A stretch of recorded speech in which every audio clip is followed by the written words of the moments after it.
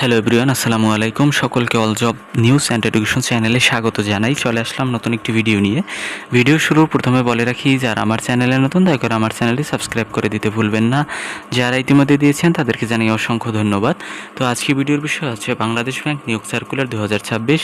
নতুন নিয়োগ সার্কুলারটি প্রকাশিত হয়েছে কিন্তু বাংলাদেশ ব্যাংকে। তো এখানে দেখেন বলা হয়েছে বাংলাদেশ ব্যাংকে তাদের শূন্যপদসমূহ পূরণের লক্ষ্যে একটি নতুন নিয়োগ বিজ্ঞপ্তি প্রকাশ করেছে, যেখানে স্থায়ীভাবে 903 জন যোগ্য প্রার্থীকে একটি ক্যাটাগরিতে নিয়োগ দেওয়া হবে।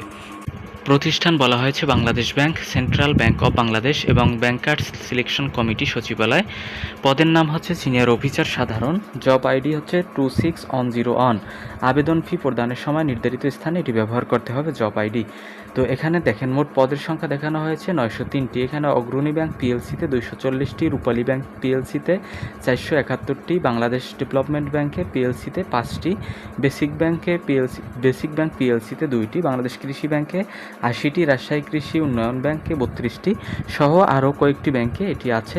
টোটাল সব মিলিয়ে 903টি পদ আছে। এই পদের বিপরীতে আপনারা আবেদন করতে পারবেন। আর শিক্ষাগত যোগ্যতার কথা বলা হয়েছে ডিগ্রি অথবা, দেখেন এখানে বলা হয়েছে ডিগ্রি অথবা 4 বছর মেয়াদী স্নাতক সমমান ডিগ্রি থাকতে হবে। মাধ্যমিক অথবা সমমান এবং তদূর্ধ্ব পরীক্ষায় ন্যূনতম 2টির মধ্যে প্রথম বিভাগ অথবা শ্রেণী, কোনো পর্যায়ে তৃতীয় বিভাগ অথবা শ্রেণী গ্রহণযোগ্য হবে না। বয়সসীমা সর্বনিম্ন কিন্তু 21 বছর এবং সর্বোচ্চ 32 বছর সকল প্রার্থীর ক্ষেত্রেই। এবং আবেদনের সময়সীমা হচ্ছে 21/6/2026 তারিখ থেকে আপনি আবেদন করতে পারবেন। ফি প্রদান হচ্ছে আপনি অবশ্যই কিন্তু 23/6/2000 তারিখ পর্যন্ত 23/6/2026 তারিখ রাত 11টা 59 পর্যন্ত আপনি ট্র্যাকিং নাম্বার ব্যবহার করে আপনি ফি প্রদান করতে পারবেন।